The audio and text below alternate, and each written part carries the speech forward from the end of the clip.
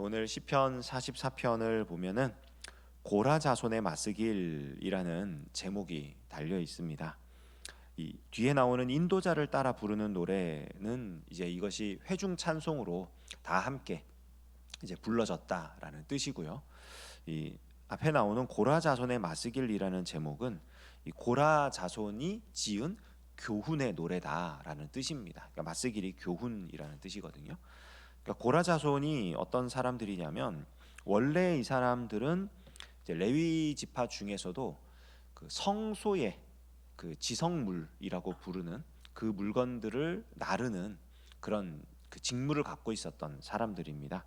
민수기 4장에 이제 그 레위인들 제사장에 이어서 레위인들의 각각의 역할들을 이제 모세가 지정을 해줄 때 특별히 이 고라 자손, 그러니까 고라라는 이름보다는 이제 게르손 자손이죠. 게르손 자손에게 그 이제 지성물, 성소에 있는 물건들을 이제 짊어지고 나르는 역할을 맡기는데, 이 사람들이 이제 민수기 16장으로 넘어가게 되면 이 게르손 자손 중에 고핫이라는 사람의 손자 중에 그 고핫의 손자고 이스할의 아들이라는 사람 중에 고라가 등장을 합니다. 그래서 루벤 지파에 있던 다단과 아비람과 함께 손을 잡고 모세와 아론을 이제 대적하는 반역하는 그런 인물로 등장을 하게 되죠.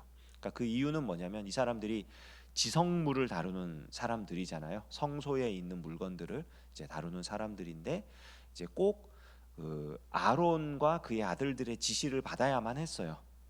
그러니까 아론이 지정을 해주면 그거를 들고 가고 꼭 그렇게 해야만 했는데 이제 기분이 나빴던지 왜 우리를 이렇게 당신들이 이렇게 압제하느냐, 왜 당신들 맘대로 하느냐 하면서 반역을 했던 거죠. 그래서 이제 뭐 다단과 아비람이라는 사람은 루벤 지파 사람들이고 이 고라 자손이 주축을 이뤘던 것 같아요. 레위 지파 사람들 중에. 그래서 이제 모세와 아론의 리더십에 대해서 굉장히 반역을 했던. 뭐 결과야 우리가 잘 알다시피 하나님께서 이제 그 고라 다단 아비람 이 사람들은 이제 땅 속으로 들어가게 해버리시고 모세와 아론의 손을 들어주셨는데 뭐 그런 사람입니다.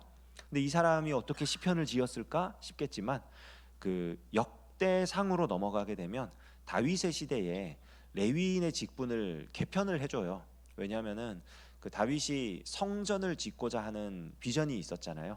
하나님께서 다윗에게 비전을 주셨고 그의 아들 솔로몬을 통해서 성전을 짓게 되는데 그가 이 성전이 지어지게 되면 성막 시대와 가장 큰 차이점이 뭐냐면 성막이라고 하는 거는 언제든지 해체했다가 이동을 해서 다시 펼치고 하는 일들을 해야 되기 때문에 레위 자손의 일이 그 성막에 있는 모든 기구들, 그 지성물이 됐든 성물이 됐든 아니면 그 외벽을 치는 그런 장막이 됐든 무엇이 되었든 간에 그것들을 전부 다 해체를 해서 각자의 그 분담해가지고 짊어지고 혹은 수레에 싣고 이동을 한 다음에 다시 그거를 펼쳐가지고 성막을 다시 세우는 그게 레위인의 일이었어요.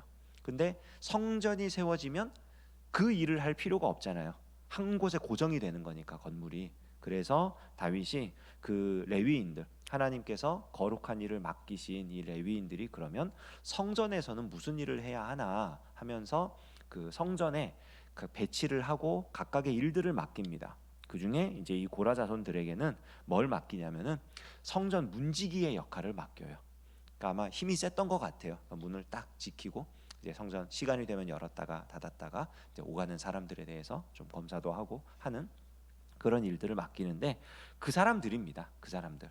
그러니까 성전에서 문지기를 하고 있던 사람들.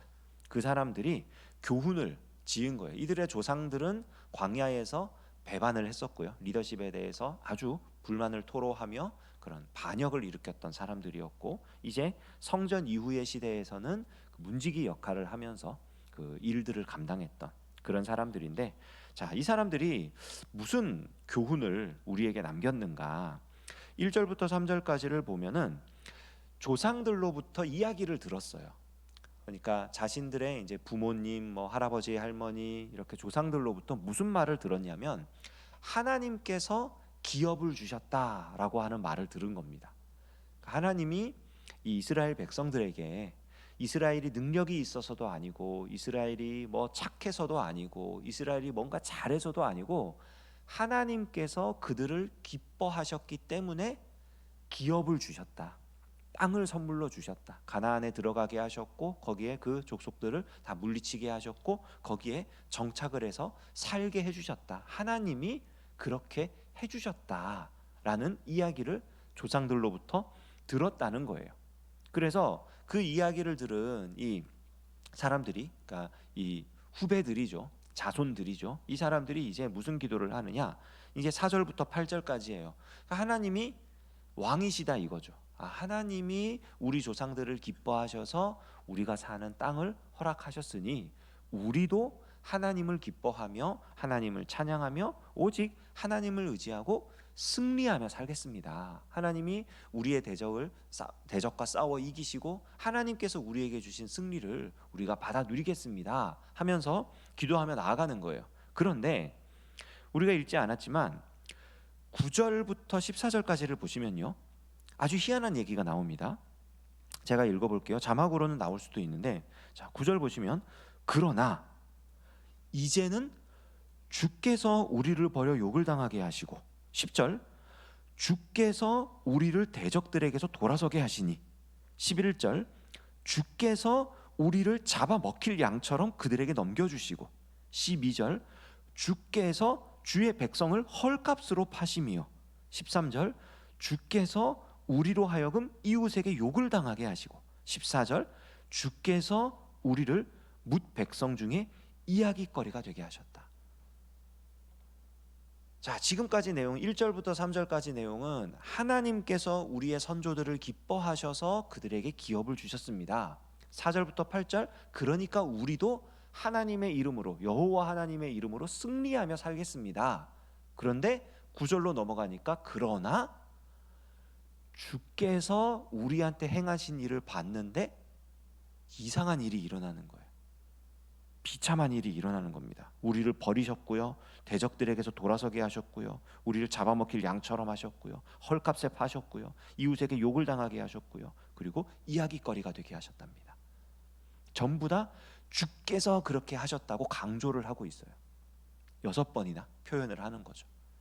뭐냐면 지금 분명히 이들이 고백하기를 하나님께서 인생의 이 세상을 다스리시고 당신의 택한 백성을 기뻐하셨기 때문에 형통한 길을 허락하셨다고 우리가 들어서 알고 있었고, 또 그렇게 살려고 노력하고 있었는데, 실제로 지금 우리가 사는 삶의 현장을 봤더니 하나님이 세상을 다스리시는데 우리는 너무 힘들다 이거예요.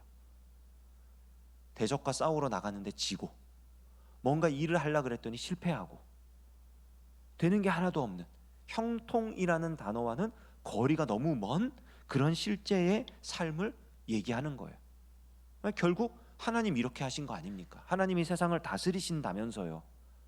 그런데 이렇게 힘든 걸 보니 하나님이 작정하고 우리를 지금 곤란하게 하시는 거네요. 그 얘기를 하는 거예요. 근데요, 이렇게 얘기를 하면서 17절부터 보면, 17절을 보면요, 이 사람이, 이 고라 자손이요, 아주 대단한 결단을 합니다. 이 모든 일이 우리에게 임하였으나 우리가 주를 잊지 아니하며 주의 언약을 어기지 아니하였나이다. 대단한 믿음이죠. 그럼에도 불구하고 하나님, 저는 이 믿음을 포기하지 않겠습니다. 하나님 약속을 굳게 믿고 하나님께서 결국 승리하게 하실 날을 바라보며 제가 끝까지 꿋꿋이 버텨나가겠습니다. 대단한 믿음이잖아요. 그렇게 살겠다고 다짐을 하는 거예요. 근데 이 시의 마지막을 보면요, 놀라운 강구로 마무리가 되는데요, 26절입니다. 같이 한번 읽어볼게요. 시작. 일어나 우리를 도우소서, 주의 인자하심으로 말미암아 우리를 구원하소서. 그러니까 지금 이 기도는요, 현실이 너무 힘들어서 하는 기도예요. 그리고 이 어려운 현실 가운데에 과거에 하나님이 행하셨던 일들을 기억해내고 있어요. 하나님이 우리의 선조들을, 하나님의 백성들을 포기한 적이 없고 우리의 선조들에게 기업을 주셨다. 이건 역사적 사실이다. 그러니까 하나님이 신실하시다, 확실히 믿고 있어요. 근데 현실이 너무 힘들어. 그럼에도 불구하고 끝까지 이 믿음을 포기하지 않고 살겠다는 거예요. 그렇게 다짐을 하는 거예요. 그러면 결론적으로 봤을 때 우리가 어떤 어려움이 있더라도 이 믿음을 굳게 지키고 나아갈 때 하나님 우리에게 복 주십시오, 우리와 함께 해 주십시오, 이렇게 마무리가 되어야 정상일 것 같은데, 이 26절 말씀은요, 하나님 그러니까 너무 힘드니까요 일어나서 우리를 도와주세요, 우리를 살려주세요. 그런데 뭐에 의지해서? 주의 인자하심으로 말미암아 우리를 구원해 주세요. 믿음을 굳게 지키겠대요. 하나님의 역사를 들어서 알고 있어요. 하나님에 대한 지식도 있어요. 그런데 결국 우리를 구원하는 건 뭐냐면은 내가 가진 믿음이나 하나님에 대한 지식이나 그게 아니라 하나님의 인자하심이라는 거예요. 인자하심이 뭐냐면 헤세드라고 하는 말로써 언약을 끝까지 지키는 사랑입니다. 하나님께서 이 백성을 택하시고 사랑하셨기 때문에 끝까지 지켜주시는, 그게 인자하심이에요. 그러니까 지금 이 시인은요 역사를 알아요. 하나님이 어떤 분인지 알아요. 그리고 현실을 돌아봤더니 이거는 믿음으로 밖에는 해결할 수 없는 문제인 것도 알아요. 그런데 자기의 믿음과 자기의 지식이 자기를 구원할 수 없다는 것도 알고 있는 거예요. 사실은 그게 우리한테 주는 가장 큰 교훈이에요. 하나님에 대해서 우리가 잘 알고요, 하나님의 역사를 경험했고 혹은 들었고, 그래서 하나님이 어떤 분인지 알고 있고, 그리고 그 하나님이 어떻게 하실 거야 이런 믿음도 다 있어요. 그런데 결정적으로 우리를 정말 이 문제에서 구원해내고 우리를 살려주시는 거는요, 우리가 갖고 있는 그 믿음이나 우리가 가지고 있는 지식이나 능력이 아니에요. 오직 하나님의 인자하심입니다.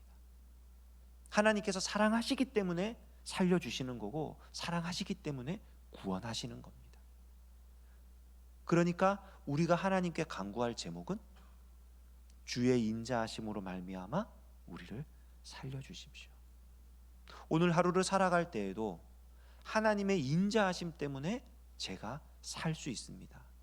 그 인자하심이 없으면 제가 아무리 믿음이 뛰어나고 능력이 있고 실력이 있고 아무리 탁월해도 하나님 안 됩니다.